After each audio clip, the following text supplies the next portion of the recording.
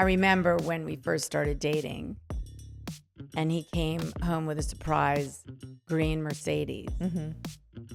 And I looked at him and I said, I make enough money to buy my own car. Please return it. And I made him return the car. So you were always independent and doing your thing. I didn't want him owning me. I didn't even have an assistant at the time. I just moved to Florida empty-handed, really, with whatever money I had saved up.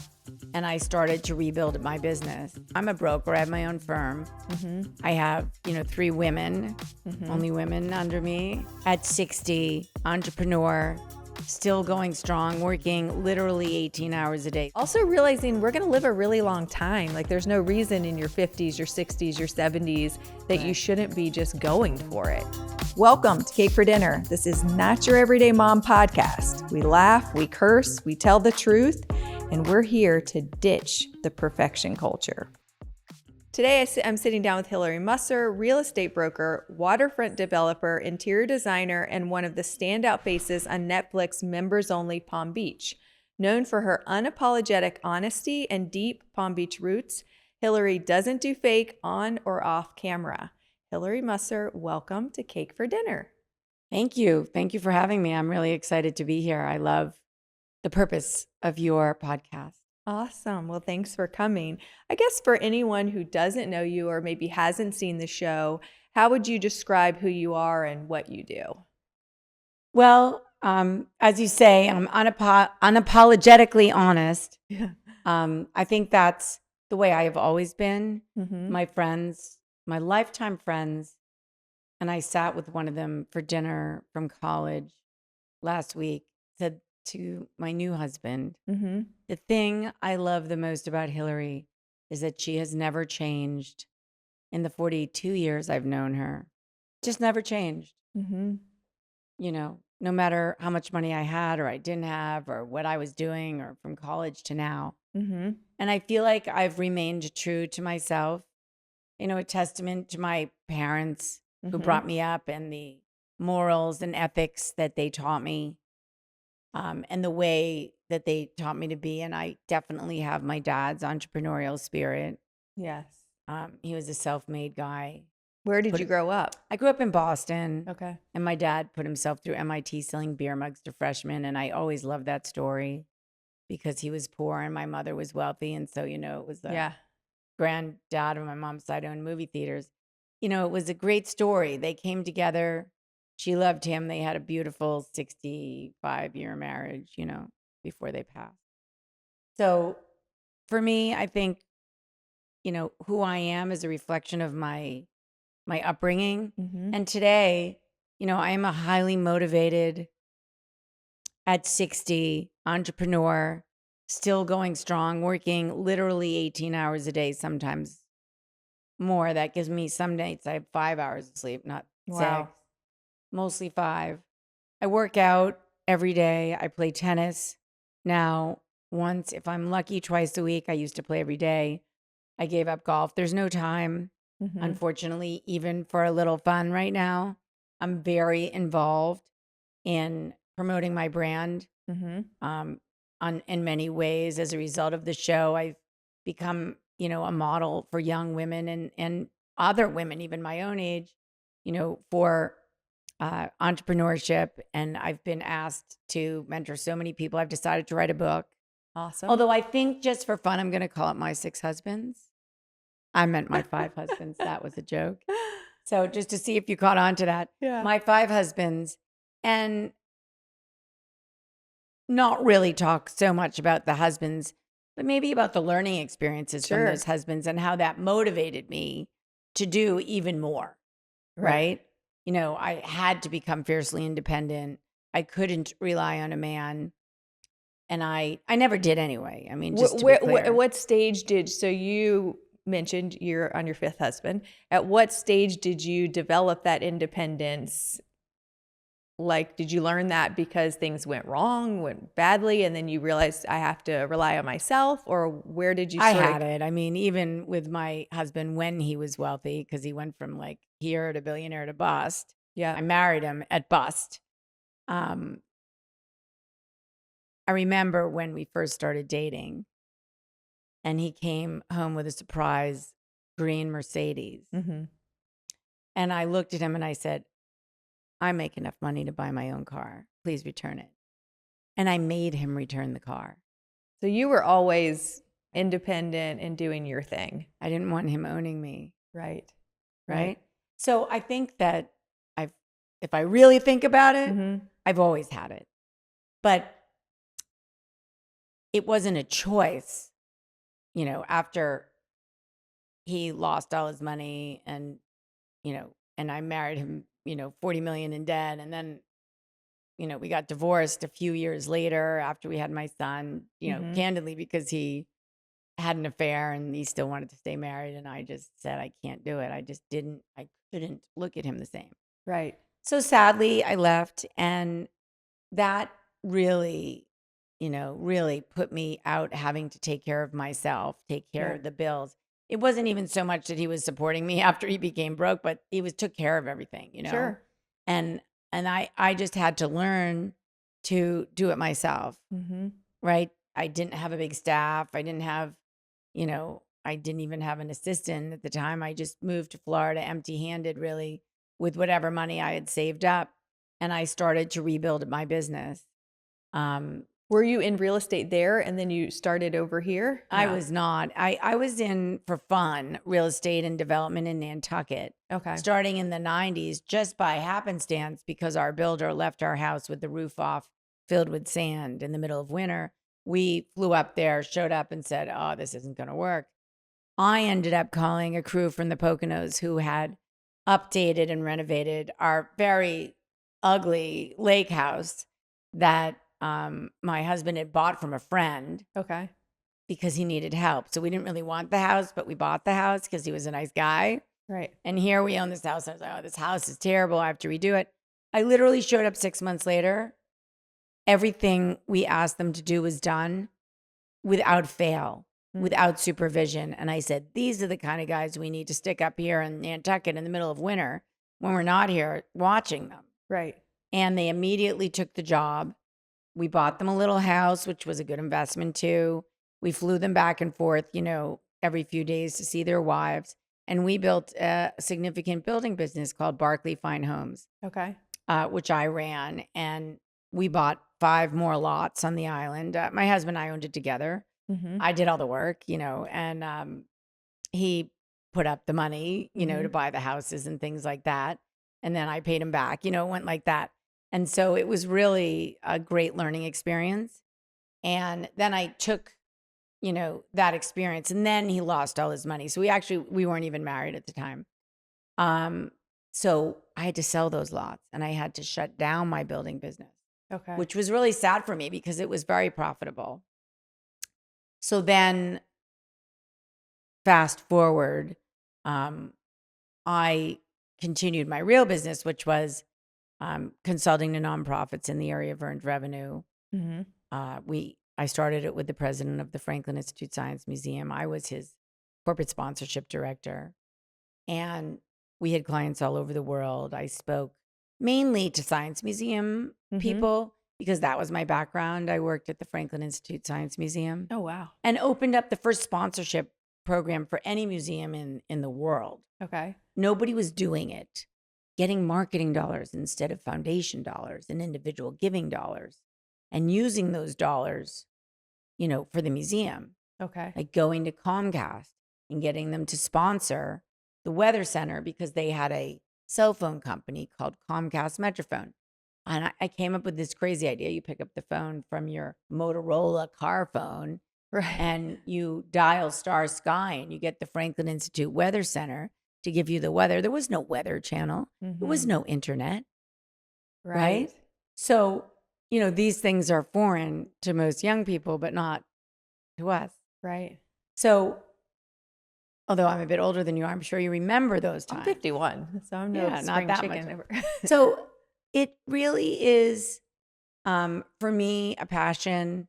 Actually, despite what I said on the show, working with nonprofits is a passion. I'm into 3 different. I didn't hear that on the show. What I heard was that you're also a fierce independent businesswoman and you're building that. I didn't hear that you didn't like or want to do that stuff. It's like, you know, I feel like your message on the show was more of, you know, independence and just sort of outside of that little drama a little bit was kind of the vibe I got. Yeah, I mean, I was just getting tired of them pontificating about their charitable efforts. Yeah. But, you know, I just said, look, you know, I go, I pay, and I leave. Right. Right? Like I contribute.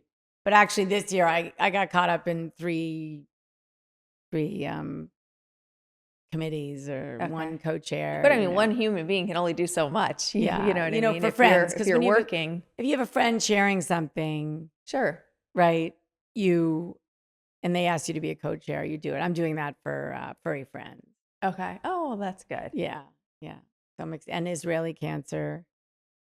Half my family is Israeli, so why not? Yeah. Right. And now you even have more of a platform, so using it for great things like that. It does. It brings me back to my roots. Yeah. Right.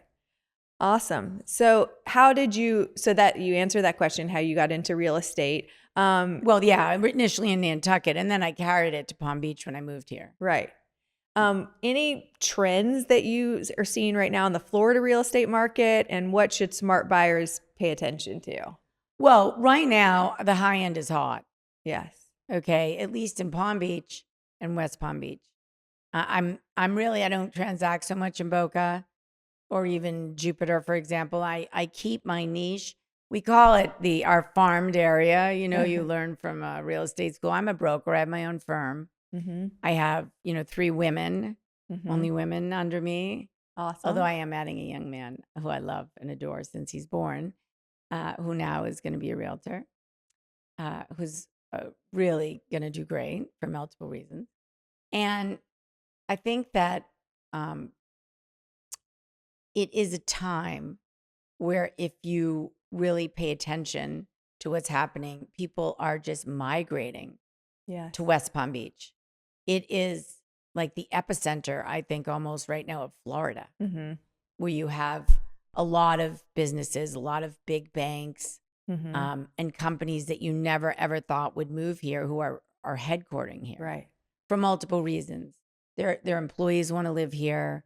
You know, there's multiple office buildings going up. Steve Ross is investing heavily in West Palm Beach, as are other, multi-billionaire real estate tycoons. And I think, Blackstone and so on. Multiple buildings going up, the Ritz, Mr. C, the Flagler, Flagler House. It's an incredible time to live in West Palm Beach.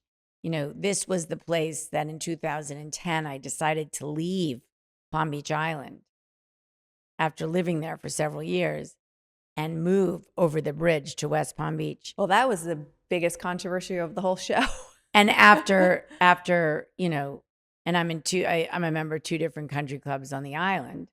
And I can remember specifically multiple people, particularly one who I won't mention, saying, "Are you really crossing the bridge?" And I just looked at her and I started to laugh and I go, "Have you never crossed the bridge? How do you leave Palm Beach to go to the airport? Or do you just, clone yourself there?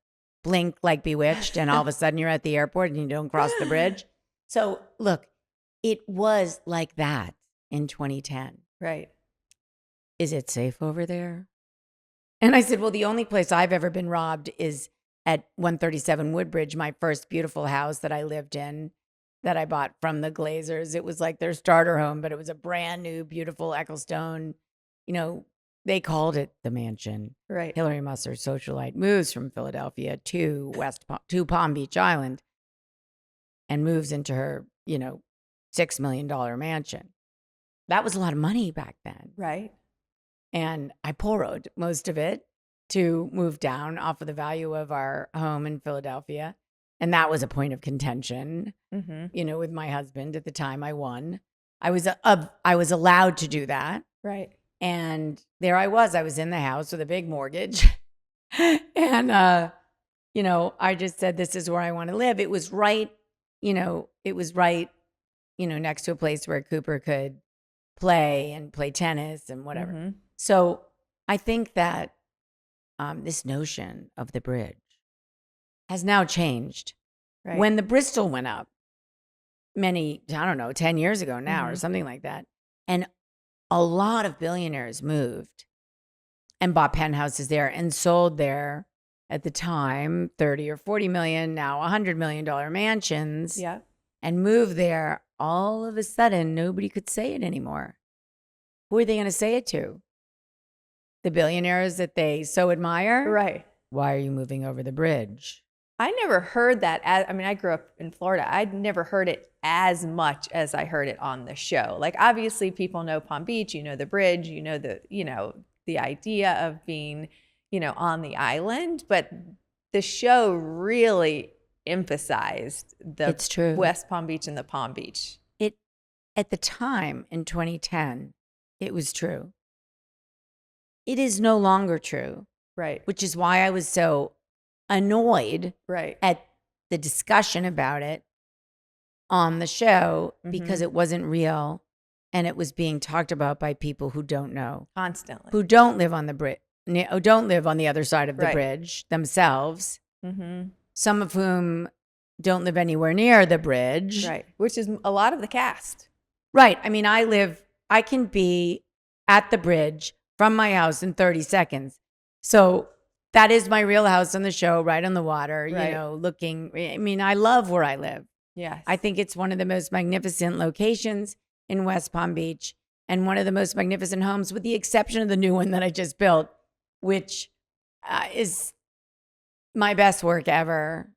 13,500 square feet of modern, contemporary luxury, but cozy in its own way, with the most beautiful exterior I've ever built. I mean, I'm just in love with the house and everything in it, screaming Poltrona Frau, Ferrari leather, beautiful marble, beautiful furniture. You've all heard me talk about Poltrona Frau so many times, you're probably tired of hearing it. But the point is, that kitchen made by them, the only one in the United States, that wine room and bar area made by them, the closets just smell like the inside of a brand new Ferrari every time I walk in the door, which I just did an hour ago. Mm-hmm. And all the furniture is so magnificently custom designed. Plus, the vaulted ceilings, the 14-foot flush doors everywhere, 12 to 14 feet. Everything you ever want in a house inside there, second kitchen, spa, gym. Did you custom build that for a buyer? I custom built it for a future buyer. Future buyer, right. So who hopefully is going to be calling me right after Cake for Dinner podcast. I just finished it. Okay. And it's on the market at $42.5 million. Mm-hmm. I have a couple of interested buyers who wanted to wait to see it finished. Okay. I'm having an open house a week from Tuesday. Amazing. And I'm hosting the Mille Miglia event, which is the 1,000-mile race across Florida. Have you heard of it? Yes. So I'm in it in my own Ferrari, and I'm so excited to do this race. Last year, I bailed on the race. I left my husband alone in a car where you need a second person to be the navigator. Okay. He was the only one of 100 drivers that got a ticket. Yeah, that's a true story. But the good news is that one of the guys in the race was best friends with the guy who owns the ticket clinic. Okay. So we took care of that. He came home. He was so scared. Honey, I got a speeding ticket. Oh my gosh, that was aired. It was on the show. Yeah. And it was true. And so this year I'm going to do the whole race with them. And then I'm sponsoring the event in West Palm for the drivers at my custom home. I hate even to call it a spec house because it's like way too nice to be a spec house. Right. Nor is it built like one. It is by far the highest end finishes I've ever done in my life. Nicer than in my own home. And my own home is, 13 pages in Florida design last year. Right. Beautiful. But this is better. So it isn't really a spec house. It's a custom home that I would live in myself, way even above my own standards. And most people know what that means. Right. if they know me. And I a second story pool. Oh, wow. And even the construction of it. It's a pool within a pool.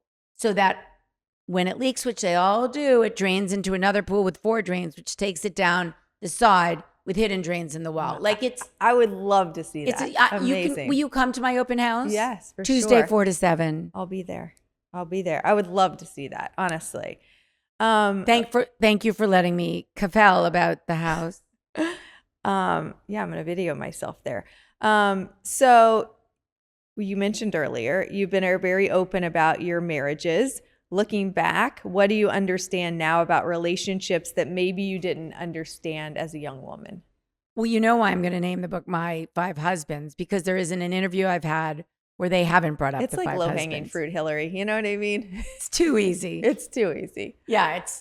But honestly, I mean, I've been married twice. It's interesting because you certainly do learn about yourself in a relationship, right, almost more than anything. So having multiple, I mean, I learned a shitload from one divorce. So I can't imagine that you didn't learn a lot.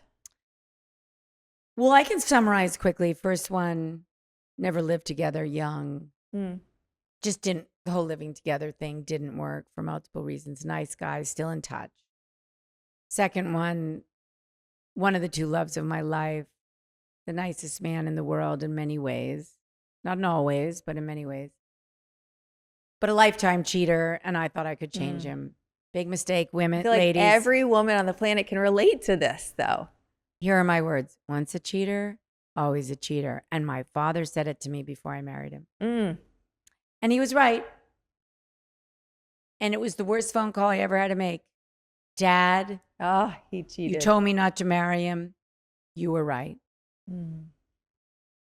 Third one, and my son's father. So okay, Pete Musser, whose name I retained for my son, was a huge, enormous figure in Cooper's life. And I maintained that relationship, really never misspoke about Pete ever to my son, and really, didn't even realize, even with what little time they spent together, the impact it had on my son, who was 16 when he passed. And by the way, he wouldn't have passed away, even though he was much older, had he not had a drink of wine and parked the car and forgot to put it in park, and the car door knocked him over, and he laid outside for 24 hours in the rain and the cold, and ultimately he didn't make it. He'd still be here. I swear he was the ever-ready bunny. I thought he was going to outlive me. Were you married when he passed? No. But it was a sad day for me. And in the end, he thought we were still married. And I spoke to him every day. And he kept asking me what to do. And I just pretended that I was still his wife.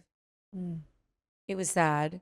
Yeah, it doesn't make it less. My first husband passed away also, and I was no longer married. But people ask me that in a way that somehow it's going to be less sad because I wasn't married. Not the case, I don't think. No. And sometimes in a divorce, things were said that weren't great. It almost makes it more sad when the person passes away. Well, Pete Musser was a gentleman, never said a bad word to me, candidly. May have done things that I later found out I didn't like. Yeah. But never spoke to me badly, ever. In the marriage, out of the marriage, after the marriage, before the marriage. Have nothing negative to say about the way he spoke to me or treated me while we were married. Just, some other things that I don't love that I later found out, but that's okay. It always happens. Now, I think husband number 3, great dad to Cooper, also had a disabled, she was blind, actually, his daughter. So it was a beautiful relationship between our children. My son, I think, grew to become a very caring person as a result of having a stepsister with a disability. It was so great with her. When we went skiing, he would hold her. I mean, it was just beautiful. And everybody sort of sympathized with Tom because, he was such a great dad to his daughter and to my son. Despite the fact that, he too may have been a ladies' man, which I just was like, this does not work for me. I'm not one of those girls. Mm-hmm. So I stuck it out as long as I could for my son, and then I just couldn't stick it out any longer. Not an unknown secret or anything like that. Right.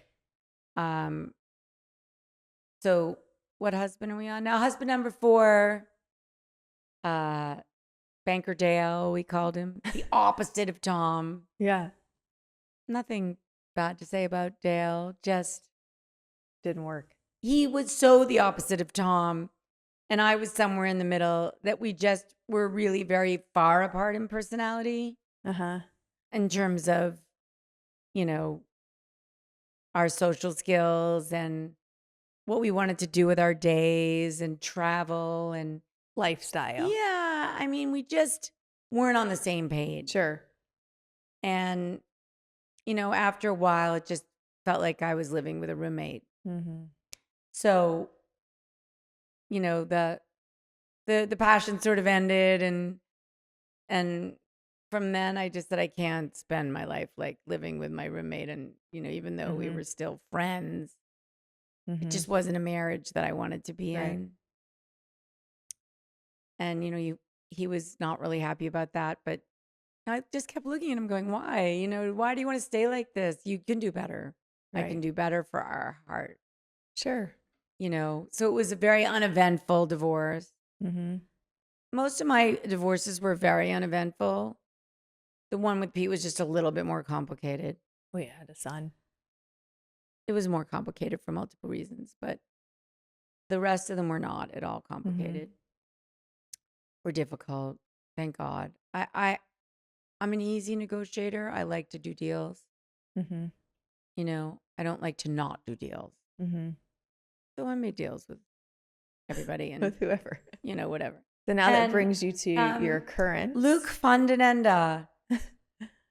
Ladies, when you get tired of the men in your life, go to Europe. I am telling you, the European men are so far different than the American men. In what way, if you had to really capture it? I feel like they have them, and it's a generalization that you can't apply to all of them, a much more appreciation for the female gender.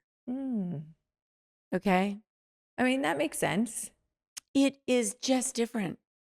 I mean, my husband reveres me. And I tell him all the time, he goes, oh, I love you so much more than you love me. And I say, I know, honey. I've heard that as advice before, though, to young women, to find someone who loves you more than you love them. He adored me. And I think the only other time I really had that was with Pete. He definitely totally adored me.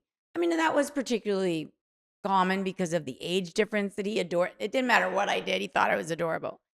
But Luke and I are only 2 years apart. So it's harder to find somebody your own age who finds you adorable, no matter how witchy you become. I'm, in menopause. I mean, sometimes I'm like, stay away. Yeah. Today. Maybe. Don't come near. Yeah. I don't want you anywhere near me today or tonight, just to be clear. That happens when you're in menopause. Yes. And he just says, isn't she adorable? Yeah. That's so cute. And he does anything for me. He spends his life asking me what he can do to help me. Like, I can't think of a better husband. He's my CFO. He's my chief technology officer. He supports my assistant and tells her how wonderful she is, and she really needs that. And I don't do that. I'm like, here's my list of things to do today, blah, blah, blah. Great job. Thank you. He's like, you've done such a nice job. He'll sit and talk. I mean, I don't have any time to be flowery. Yes. So thank God for him, because my staff is still intact. They may have left otherwise. He's so nice. What a good guy. Oh my God. No, I'm serious. Like, I'm tough because I'm so busy. There's no time. And he just works around that. He works around it. He covers for me. Awesome. Does he have a relationship with your son? My son loves him. And had Cooper not endorsed the relationship when we were in Europe, it wouldn't be. I mean, when I dropped him off at NYU Tisch summer program, and I went up to his spa in Germany, 7 hours from Amsterdam. And Luke, who I met at the hotel, who was like the head doorman, he was like, owned the place. Uh-huh. And the minute I saw his blue eyes pierce my soul, I was like, like we took each other's breath away. If you see pictures of us, like nothing happened, but just Cooper took pictures of us in front of the hotel. It looked like we were madly in love. And we had just met 2 days before that. He texted me something romantic, sort of like, so sorry you're not here anymore. And what a lovely woman you are, and blah, blah, blah. I hope you're having a great time in Baden-Baden. How's it going? And I wrote back, and I didn't believe I wrote it. I didn't believe for a second I wrote it. He had to find it on his WhatsApp and prove it to me. If you were here, I wouldn't be so lonely. And I said, I never said that. That is very forward. I never would have said that. He goes, yes, you did. No, I didn't. Want me to show you? I do. And there it was in black and white. If you were here, I wouldn't be so lonely. I mean, it was an invitation. So he sort of brings out that side of you a little bit. Well, then he said, see you tomorrow for a late lunch. And I thought, what? It's 7 hours from Amsterdam. There he was with 24 roses. Oh, you don't need to know anything else at that point. You don't. It was over. Well, it's a wild story if you hear somebody's married 5 times, but it does kind of lend itself to the moral to the story is definitely don't settle, because in the end, you got it right. Right. A lot of people are scared to leave a marriage, for not just financial reasons, emotional reasons. Although I had on a divorce attorney a few weeks ago, you should look this one up, Mara Bernstein, and she talked a lot about women now divorcing later because women have so much more for themselves now, more opportunities, more options, that they're like, this isn't working. I don't want to live the rest of my life that way. They're divorcing later? Yes. Later in life. Later in life. Yeah, I think I see that too. Women are doing a lot later in life now. I mean, I'm starting a whole new journey at 51. I mean, I think women are just getting this like second wind, later. And also realizing we're going to live a really long time. Like there's no reason in your 50s, your 60s, your 70s that you shouldn't be just going for it, Well, yeah. I mean, the point is there's no second chance, right? It's only one journey that you get. Yep. And we don't know how long that journey is. And so the way I talked myself into it 4 different times is I have one life to live. And I don't want to live 1 minute of it unhappy. And when I found myself with my list of more things wrong than right, I would make that list. Yep. I was done. And my sister said, I don't know how you do it. When you're done, you're just done and you have never looked back. That's just a personality. Right. She goes, I don't know how you do probably that. Couldn't do it any other way. When you have that in you, right. It's like, staying after knowing that or feeling that would probably be a death sentence for you. Right. It is a gift to not relive the past, but to move forward and look, I don't know about you, but I really hated being single. Like it was a death sentence. I don't like being single either. So you know what? I just put myself out there emotionally, physically available. Yeah. And you're like, lights on. Lights are on. And it came to me. So ladies, it's in your eyes. It's in your expression. It's in the way you move. It's in the way you talk. It's in the way you react to men. People say, how do you do it? I can't even get one husband. I don't know. They all ask me to marry them. And I don't mean that in an arrogant way. I even turned down 2 people. I had a fiance before I got married that I broke up with. I realized it wasn't right. I had another proposal from another young man that probably would have had a lot of fun with, but he was maybe too much fun. Yeah. And, it's just never been hard for me. But it was really hard for me in high school. Like I had the same boyfriend for 12 years, from 12 through college, who basically wasn't a real boyfriend. He didn't, although he's still after me now. But I think some of it comes from you exude a lot of confidence, and probably, that comes over time. I mean, women evolve so much. I think in your 50s and your 60s, I feel like I'm just peaking. Right. So my dad always said to me, because I didn't have such an easy time in high school either, and he always said, don't peak now. Like, whatever you do, don't peak now. Well, I have a funny story. I went back to my, I don't know, 25th high school reunion, and I wore this sort of sexy backless dress, and all the boys on the football team were looking at me. And they kept saying, "Where did you come from? We didn't go to high school with you." And I go, "Yes, you did. You just didn't pay any attention to me." Yeah. And they were like, "Will you come up to our after party in our room?" And I said, "Not a chance. You're still here. Yeah. I'm not coming. Sorry. You haven't moved on in life past high school." Yeah. I mean, seriously, I was mean. I was like, "Go away." Yeah. I didn't even really know their names because they never paid attention to me, so I didn't pay attention to them. Right. But it was funny. They literally did not believe me that we went to high school together. I had to bring over other girls they knew to prove to them that I actually was a member of the class. It was funny. Yeah. Well, again, I'd much rather be peaking now. Let's see. So one thing I wanted to get to is you definitely didn't, especially now that we've gone through all this, you obviously didn't need reality TV. So why did you decide to do the show? Well, it's a very good question. And it's one that, some Palm Beach women have asked me. Not so much in a really nice way. Mm-hmm. My real friends, however, are totally get why I did the show, because it was an opportunity. It is an opportunity to build my brand. Mm-hmm. And what I didn't know, was going to come out of the show. And I did, I was starting this $42 million build, and it was a great way to advertise it. Sure.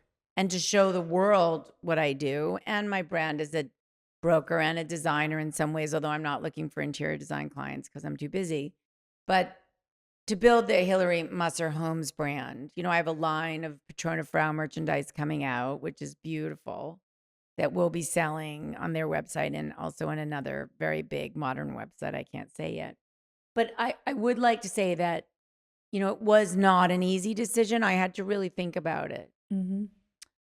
And I love the executive producer, Johnny Gould, in Super Luna Productions. I did not know the cast. Okay. If I knew the cast, I may not have said yes. And I don't mean that in a derogatory way. It's just that I was a little bit on an island. Mm-hmm. I came in through Taja, who I do like very much. But the rest of the cast, I didn't know. Okay, so you knew her. I knew her not well. Okay. We were on a committee together. She seems great. She's fun. Yeah. We were on a committee together after October 7th. Okay. To raise money for the soldiers in Israel. Okay. Charity that Jill Zarin was hosting at her house, and she was also friendly with Taja. And after being with Taja for, a couple months and then being at another party with her, she said, "Would you be interested in interviewing for the show that I'm going to be on, if it gets greenlit, members only, Palm Beach?" And I said, "You know what? Why not? Let's check it out." Yeah. And the way that the show was presented to me was very appealing. This is an elevated view. It's a little bit Palm Royale in real time, funny, kitschy, cute is what we're going for. I like that. Let's not take Palm Beach so seriously. Right. And it is one of the messages that if I could send it out, on a balloon above Palm Beach to the small community of women in Palm Beach who, "Oh my God, it doesn't depict Palm Beach women," I would say it's not supposed to. Right. It's almost, supposed to just be an entertaining, fun view of a very secret society. Okay. Right. And I do sometimes resent, some of the bad press that might say, all the women on the show aren't. I am a Palm Beacher. So I think recently Bethany Frankel commented on the show. Yeah, that we're the Walmart Birkin. Yeah. Bethany doesn't know me, and that's fine. I mean, I don't really care, but I think that the show, I would say, is not made for the Palm Beach woman. The show's made for the rest of the world, and guess what? The rest of the world loves it. Right. And the West Palm Beachers love it, and the people all over Florida love it, and everybody all over the world. It was #1 in London last week. Well, I do think that that's pretty common for like Southern charm. The people in Charleston often say that it doesn't represent Charleston. Right. If you look at the Jersey Shore, we own a facility in New Jersey, everyone there will say that doesn't depict the locals there. Right. So I do think that that's common for reality TV, I mean, but it's like with the Palm Beach, some of the Palm Beach women in a very small subset are taking it way too seriously. Yes. And I think, but on the other hand, some women that I've always admired that I've never been friendly with have asked me to dinner. Right. We watched the show. What a lark. We loved your character on the show. We didn't know anything about you. People from my country club. We didn't know anything about you, and we'd like to get to know you better. We think you're so interesting. And these are people that I've always admired, but for whatever reason, they weren't in my social circle. And all of a sudden, they want me to be part of their social circle. Right. So, while some of my friends may have pushed me aside a little bit, and I can feel that, a whole another group of women that I'm really excited to get to know better have invited me in. Well, I think also if you go back to your original why, which was it's a great opportunity to, show your brand, it's worked. And if people call it what you want. People are really my friend, they would ask me why. Sure. They would, and maybe not care so much. And they wouldn't care so much. My closest friends, the ones from Philadelphia where I lived for 25 years, my college friends, they never asked me. Right. Asked me why. Here's how it went. Hilary, I've watched the show. Call me back when you have time for the over and under. Like it's a joke. Like I'm going to tell you everything I think about the show that I love, everything I hate, and my whole perspective on the show. And it's reality TV. I mean, I think it has to be a little more lighthearted. Well, my real friends have, sort of said, need to share my opinions with you. Call me back. When can you call me that you have at least an hour? Right. And seriously, and it's funny, and no judgment. No judgment. Right. Yeah. Well, on those lines, and I'm only asking you one question about this, but Rosalind spoke on the Vile Files, which is a pretty big podcast, about feeling that comments made her about her personal life on the show painted her in a negative light. When you look back or you view back, how do you see that dynamic, and what do you think people may have misunderstood, if anything?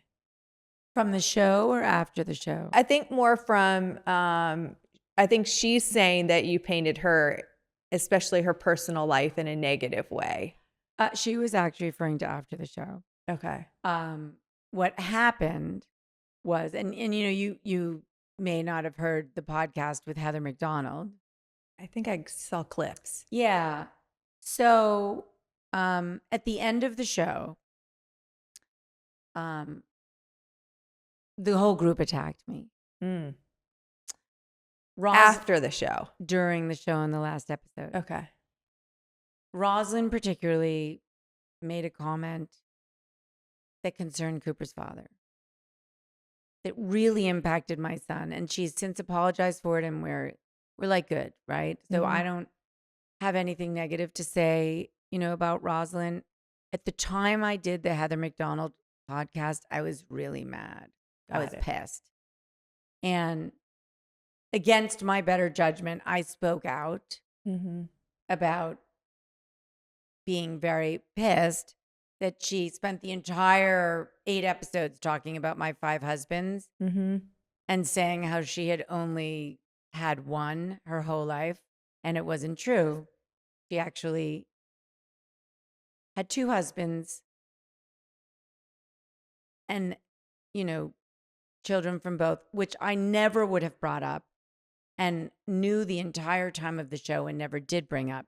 But when she talked about my relationship with Cooper's dad and our age difference, it really hurt him. He was teary-eyed, and we were watching the last episode together, and it was the night of our premiere, and he was really upset, and he's 22, and it hit him hard. I was mad. As a mom, that's just going to get you. So I took it out on her in a way I shouldn't have. Mm-hmm. And I said on the Heather McDonald podcast, well, I don't know why she's criticizing me when, she herself has had 2 husbands and 2 kids with another guy. So then she went on the Viall Files, 2 and days that was later. her reaction to that. Okay. And we've since talked about it. And the reality is that she was tying my comments into issues that she has had in her life that I don't want to talk about, but earlier in life, and things that really impacted her that are very sad. That you hadn't spoken about. That I hadn't spoken about and I knew nothing about. Got it. And so when I heard that, and she talked about how she ended up in Israel and how she ended up being married, I felt very badly for making her relive that. Sure. And we apologized to each other. And it's over. Like, we apologized. We understood. She felt very badly about hurting Cooper because she loves Cooper. She's met him many times. And I felt really badly about triggering her. Mm-hmm. And we both agreed that we weren't going to talk about each other in this way because it was very private. So I don't even like talking about it now, but to say, publicly that I was sorry that I had triggered her. Right. But that I didn't know anything about. Right. I mean, all I did was speak a fact. You were married before with 2 kids. Like, right. That's a fact. It's right. not that personal because it's public information. Sure. That candidly, a lot of people knew. Right. It's probably just a story tied to it for her. There's a big story tied right. to it for her that I didn't know. Right. And so she said, yeah, it was unfair to accuse you of forcing me to tell that story because she made the decision to share that story and right. put that on me, that she had to tell it. Right. And she realizes that. Like, it wasn't on me. I mean, she made a decision to tell it. Right. Because I guess she sort of felt like if one thing comes out, it might all come out. Sure. And I agree with that. Like, just be out there. Like, I wasn't going to hide the fact that I had 5 husbands because guess what? It's public information. I kind of like that about you, though. You just sort of led with the stuff and like, it is what it is. Right. But it makes it a little less, not interesting, but it makes it less interesting for the people trying to, You can't really find anything out about me that's a secret because right. I put it all out there. And I said to her the same thing, just be out like with that, it. like maybe you just should have been out there within the first place. It wasn't really a secret in Pennsylvania. It's also more likable and more relatable, I think. Yeah. But we talked about it and she didn't disagree with me. I mean, we agreed that we both did each other wrong. Okay. And that we didn't really want to repeat that. And then will there be another season?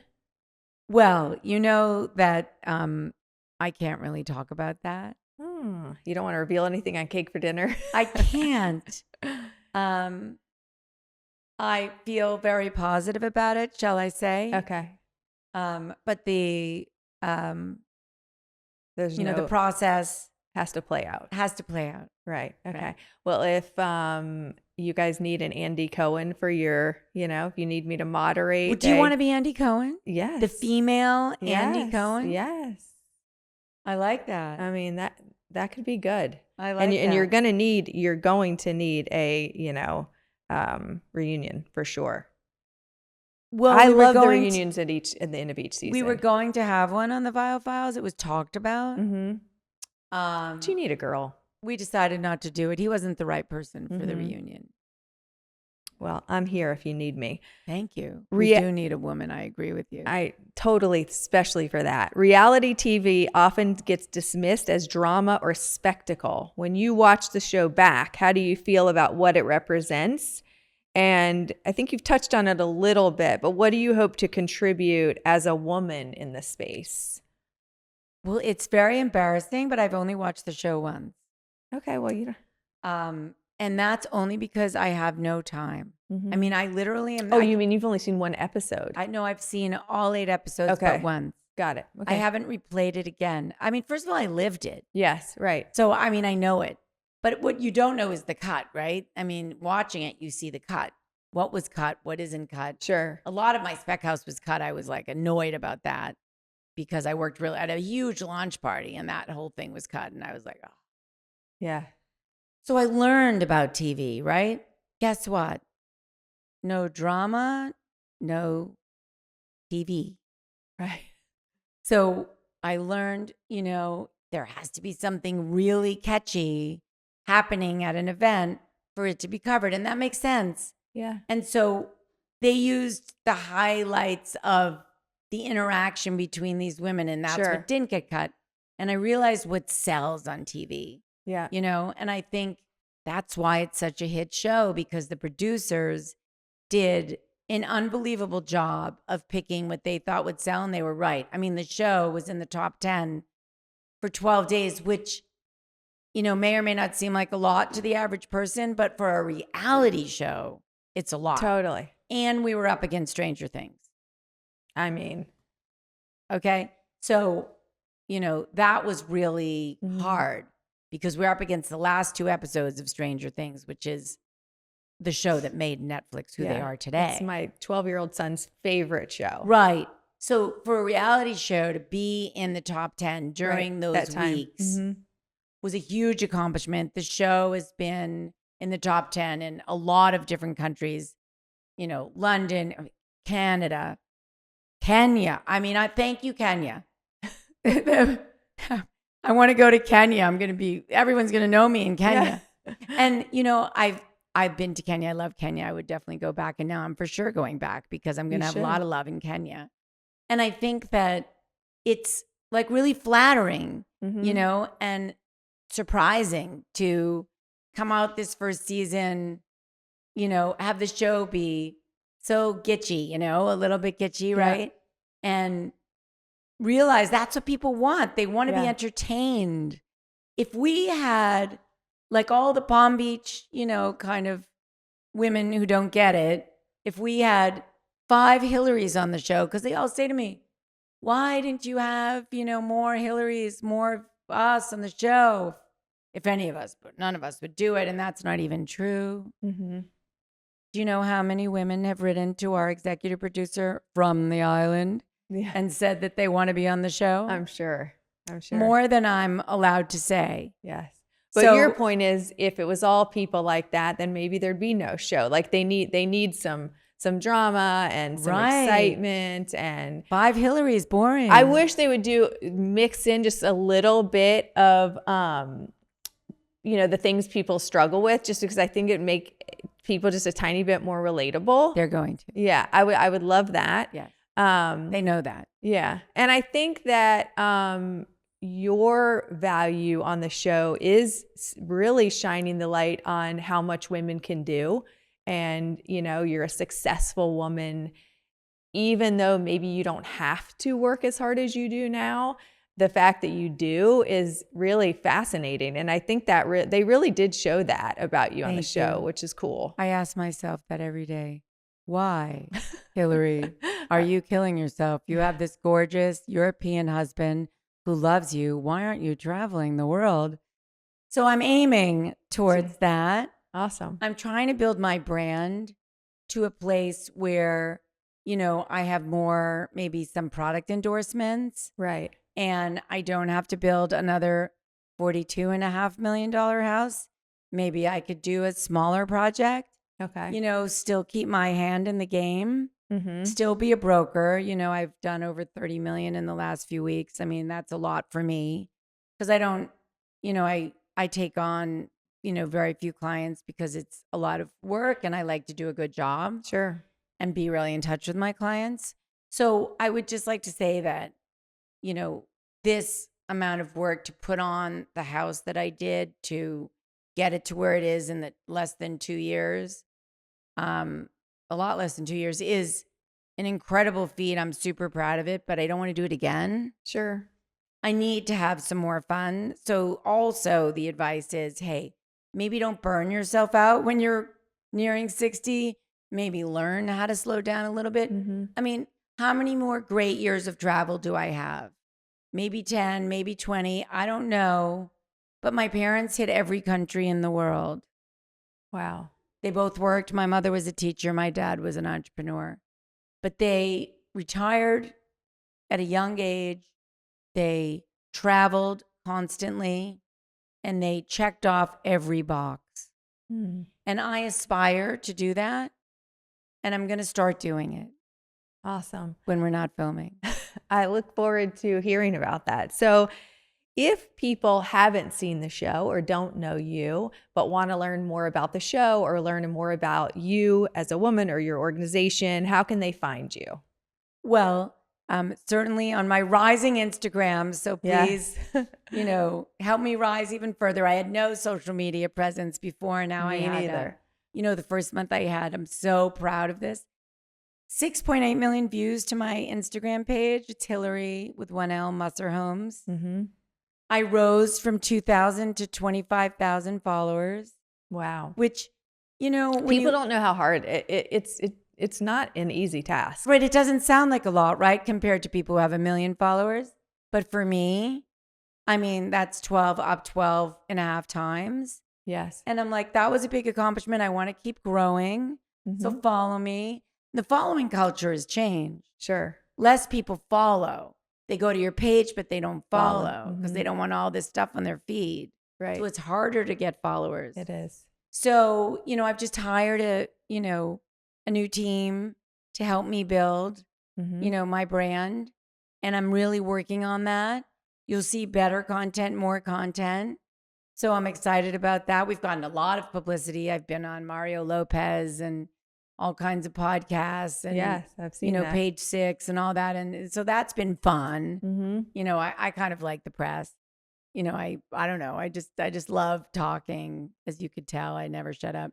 And I think that that the way to grow your brand is obviously now through social media. Now my new intern that I'm going to hire from Palm Beach Atlantic is going to teach me about TikTok. Okay, well, maybe they could swing by my house because I need to learn too. I don't know anything about TikTok. So if they want to find you, they can find you on Instagram. Instagram or on my website, please. Okay. What's the website? HilaryMusserHomes.com. Awesome. And we work really hard on the site, and it gives you all kinds of pictures of the spec house and everything I've ever done. Amazing. You can find out whatever you want about my past, see all my past houses, the progression from Nantucket country to antique to modern. It's kind of interesting. Amazing. The path I've taken as a designer. It's interesting to me anyway. I'm like, wow, that really has changed. The evolution of Hilary Yeah, it's an Musser. evolution. It's a growth. It's good. And the houses have always been spectacular and over the top, but the interiors have really changed. I bet. Well, I want to thank you for coming on and for doing what you're doing. It is always very nice for me as a podcast host to actually interview and get to know someone, especially somebody on TV, because, often people play these roles, and when you get to know them, it's just, it's wonderful to get to know somebody a little bit deeper. So I think it's great for all the listeners to get a little sneak peek into this too. But thank you for coming on Cake for Dinner. Well, you're welcome. I'm honored to be invited. And I love the name of your podcast. Oh, thank you. And I love you. You're just so fascinating. And I'm going to talk to my producer and see if he's interested in hiring you for a reunion. Perfect. That will be a good one. Thanks so much. You got it. Thank you.